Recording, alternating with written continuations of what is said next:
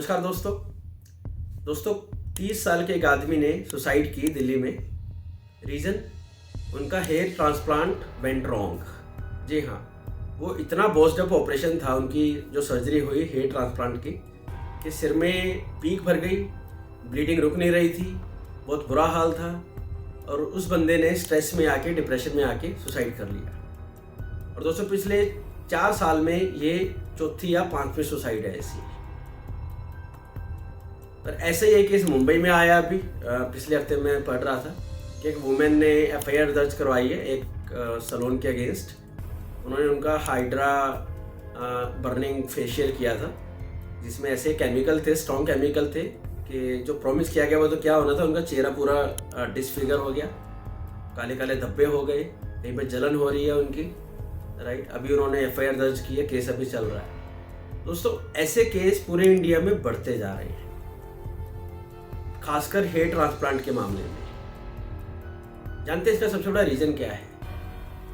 इसके 2 रीज़न जो मुझे दिखाई देते हैं। नंबर 1 कि जो लोग इस प्रोफेशन को एग्जीक्यूट कर रहे हैं या जो इस फील्ड में हैं, जो सर्विस ऑफर कर रहे हैं, उनको इसकी ट्रेनिंग ही नहीं दी गई है proper. They are not properly trained. दूसरी बात, ये पूरी इंडस्ट्री ही टोटली अनरेगुलाइज्ड है। बहुत ही माइन्यूट लेवल पे कुछ रेगुलेशन है सरकार की तरफ से, बट ओवरऑल कोई ऑडिट नहीं है, कोई चेक करने वाला नहीं है। अनरेगुलेटेड वे में पूरी इंडस्ट्री चलाई जा रही है। फॉर एग्जांपल मैं आपको बताता हूँ, इंडियन मेडिकल क्लिनिकल काउंसिल का क्या कहना है कि hair transplant it's a surgery.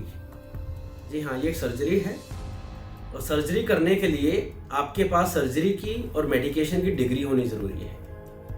और उतना ही नहीं, डिग्री होने के बाद भी आपको अपने हॉस्पिटल या क्लिनिक के लिए आपको national accreditation board of hospital and health care से, NABH से आपको सर्टिफिकेशन लेना पड़ेगा कि आपके पास वो सारी फैसिलिटीज़ हैं कि नहीं है, इंस्ट्रूमेंट, मशीन्स, वो capability, expertise, degree, licence ultimately आपको मिलेगा, ताकि पेशेंट की सिक्योरिटी और सेफ्टी के साथ कोई कॉम्प्रोमाइज़ ना किया जाए।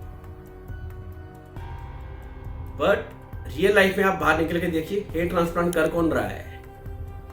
वो आदमी कर रहा है जिसने मे बी वो स्पाइन सैलून 4 दिन पहले ज्वाइन किया है। 2 दिन उसने ऐसे ही डमी ट्रेनिंग ली और वो बंदा बैठ के लेजर की ट्रीटमेंट कर रहा है, हेयर ट्रांसप्लांट कर रहा है, फेशियल ट्रीटमेंट दे रहा है। मतलब कोई ऑडिट करने वाला है ही नहीं। रेगुलेशन बनाना एक अलग बात है जो सरकार ने किया हुआ है, बट रेगुलेशन को इम्प्लीमेंट कौन करेगा भाई? इम्प्लीमेंटेशन का काम तो सरकार का ही होना चाहिए ना, बट ऐसा बिल्कुल भी नहीं हो रहा है। और ऊपर से इतने न्यूएस्ट ट्रीटमेंट्स आ रहे हैं और हर गली नुक्कड़ में अप स्केल सलून्स जो अच्छी जगह हैं। साउथ एक्स है दिल्ली में, गुड़गांव में MG रोड है, दिल्ली में तो बहुत सारे हैं। मुंबई में अप स्केल जो सोसाइटी है वहाँ पे बड़ी बड़ी सोसाइटी में ये पार्लर आ जाते हैं। अच्छा खासा इनके पास बजट होता है, मशीन बाहर से मंगवाई और एक अच्छा खासा एड पे स्पेंड करेंगे। और एडवर्टाइजिंग, मैं खुद मार्केटिंग फील्ड से हूँ। राइट, मार्केटिंग फील्ड में एक चीज़ को कैसे चमकाया जाता है ये तो मैं अच्छे से जानता हूँ। आई एम श्योर आप लोग भी समझते हैं बीइंग ए कस्टमर। इतने लुभावने ऑफर दिए जाते हैं, हम ये दे देंगे, वो कर देंगे, आपका ऐसे बाल आ जाएंगे, पूरे बिफोर एंड आफ्टर की फ़ोटो लगाई जाती हैं। वे फ़ोटोज़ मोस्टली गूगल से उठाई हुई होती हैं, राइट, फेक होती हैं और लोगों को फंसाया जाता है। और जब तक काम चल रहा है, एक आधा केस खराब हो गया, उस पर डाल दीजिए आपके ये सूट नहीं किया ट्रीटमेंट, ख़त्म बात। और ऐसी पूरी इंडस्ट्री चलती जा रही है। जहाँ तक बात है मशीनरी की, दोस्तों ये जितनी भी मशीनें हैं हेयर ट्रांसप्लांट की, कोई भी इंडिया में नहीं बनती है। या तो ये चाइना से में बनती हैं, वहाँ से इंपोर्ट की जाती हैं, या वहाँ पे असेंबल की जाती हैं। तो मशीनरी पे भी कोई कंट्रोल नहीं है, कोई अकाउंटेबिलिटी नहीं है कि मशीनरी ख़राब है या अच्छी है। मशीनरी किसी पेशेंट या कस्टमर की हेल्थ के साथ खिलवाड़ कर सकती है, उस पर भी कोई रेगुलेशन नहीं है इंडिया में। डोमेस्टिक इंडस्ट्री तो इतनी है ही नहीं, डेवलप हुई नहीं कि वो मशीनें यहाँ पे बिल्ड करके असेंबल करके भेज सके, मार्केट में डिलीवर कर सके। तो दोस्तों ये पूरा एक माफिया स्कैम चल रहा है, स्पेशली हेयर ट्रांसप्लांट का।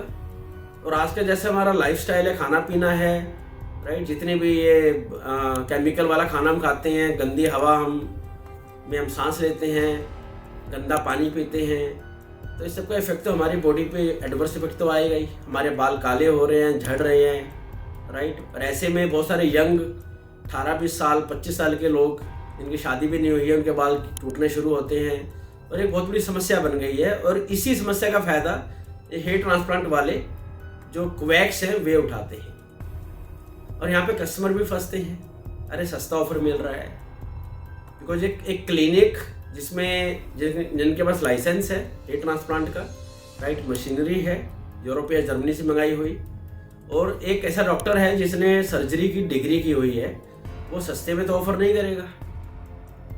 और मैं बिल्कुल नहीं कह रहा कि अगर महंगा है तो अच्छा ही हो जाएगा, सब कुछ सही होगा। सर्जरी है, anything can go wrong, but at least you will be sure कि मैं सेफ हैंड्स में हूँ। ये एक एक्सपर्ट है, ना कि कोई कंपाउंडर है जो जिसको आए अभी 1 हफ्ता हुआ है।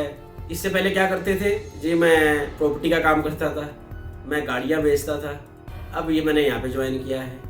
ऐसे बहुत सारे केसेज है। तो ये दोस्तों पूरा का पूरा ग्रे एरिया है।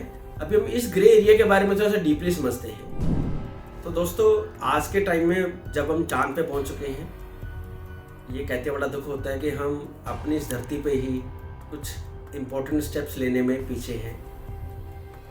खासकर मैं जब ब्यूटी इंडस्ट्री की बात करता हूँ, ब्यूटी इंडस्ट्री में कितने ही अनट्रेन्ड प्रोफेशनल्स बैठे हैं और जो डे बाय डे सर्विस दे रहे हैं, और थिंग्स कैन गो रॉन्ग। जो देखा आपने ये सुसाइड, बिकॉज हेयर ट्रांसप्लांट एक ऐसी ही सर्जरी है जिसमें सबसे कम फर्टिलिटी रेट है, मौत होती नहीं है। बट यहाँ पे ये जो मौत हुई है, चलो सुसाइड के नाम से हुई है, बट हुई तो इसी के कारण है ना, हेयर ट्रांसप्लांट के कारण। तो मेरा ये मानना है कि सरकार को बहुत सख्ती से इन पर क्रैक डाउन करना चाहिए। जितने भी ये अप स्केल सलून्स हैं और क्वैक डॉक्टर्स हैं जो कि हेयर ट्रांसप्लांट ऑफर करते हैं, इन सब के ऊपर रेड मारी जानी चाहिए और एक अलग से सर्टिफिकेशन का कोर्स को भी लॉन्च किया जाए। जो सारे ब्यूटिशियन को पास करना होगा, उसके बिना आप किसी को नौकरी पे नहीं रख पाएंगे। इवन जो सलून एंड स्पा हैं, उनकी जो सर्विसेज हैं, उनको भी रेगुलेट किया जाना चाहिए। उनको पूरा डाटाबेस एक पूरा मेंटेन किया जाए। जितने भी अक्रॉस इंडिया जितने भी हेयर ट्रांसप्लांट के, acne, laser treatment, white head removal, black head removal, जितने भी ये सारी सर्विसेज देते हैं, स्पा एंड सलून की, लेजर ट्रीटमेंट की, हेयर ट्रांसप्लांट की, किसी भी तरह की ब्यूटिशियन या डर्मेटोलॉजिस्ट की जो सर्विसेज दी जा रही हैं, इन सबका एक नेशनल डाटाबेस रजिस्टर बनाया जाना चाहिए। और कस्टमर को ये अवेयरनेस दी जानी चाहिए टीवी और अखबार को और सोशल मीडिया के थ्रू कि आप जब भी किसी सर्विस सेंटर के पास जाएं कोई सर्विस लेने, आप पहले इस डाटाबेस में वेरीफाई कर लें कि इनका नाम वहाँ पे है कि नहीं है। ये ऐसे ही है जैसे कि स्टॉक मार्केट में अगर आप किसी से कंसल्टेशन लेने जा रहे हैं या किसी से बिजनेस करने जा रहे हैं स्टॉक मार्केट के रिलेटेड, तो आप पहले जाके NSE की वेबसाइट पे जाके उनकी वेबसाइट का नाम चेक कर लें क्या वो लिस्ट में रजिस्टर्ड है कि नहीं है। आप किसी फेक बंदे के हाथ में तो अपनी स्टॉक मार्केट की नॉलेज तो नहीं दे रहे, उससे इन्फॉर्मेशन तो नहीं ले रहे जो आपको कि पता लगा लूट के भाग जाए या आपका पैसा डुबो दे। यहाँ तो पैसे से ज़्यादा इंपॉर्टेंट है आपका फेस, आपकी लाइफ डिपेंड है। लोग सुसाइड कर रहे हैं, तो ऐसे लोगों को बिल्कुल एक डाटाबेस रजिस्टर बनाया जाना चाहिए और उस रजिस्टर को मेंटेन किया जाए। और जितने भी वहाँ पे उनमें एम्प्लॉय काम करते हैं उनका डाटाबेस बनना चाहिए और उनको सर्टिफिकेशन उनको एनकरेज किया जाए कि भैया आप सर्टिफिकेशन करो, उसके बाद ही आपको नौकरी मिलेगी, उसके बिना आप नौकरी नहीं पा सकते। तो दोस्तों मेरा ये रिक्वेस्ट है सरकार से कि इस रेगुलेटरी कंप्लायंस को ना कि सिर्फ कागजों में बल्कि ज़मीनी हकीकत बनाया जाए, इसको इम्प्लीमेंट किया जाए, स्ट्रॉन्ग लेवल पे क्रैकडाउन किया जाए, ताकि कोई और भाई या बहन ऐसे फेक स्पा एंड सलून का, हेयर ट्रांसप्लांट फेक इंडस्ट्री का शिकार ना बने और उनको अपनी जान ना खोनी पड़े। तो दोस्तों आपके क्या विचार हैं, प्लीज़ अपने थॉट शेयर कीजिएगा कमेंट सेक्शन में। और अगर आपको वीडियो पसंद आया है तो प्लीज़ वीडियो को लाइक कीजिए, चैनल को सब्सक्राइब कीजिए और मिलते हैं जल्दी ही अगले वीडियो में। जय हिंद।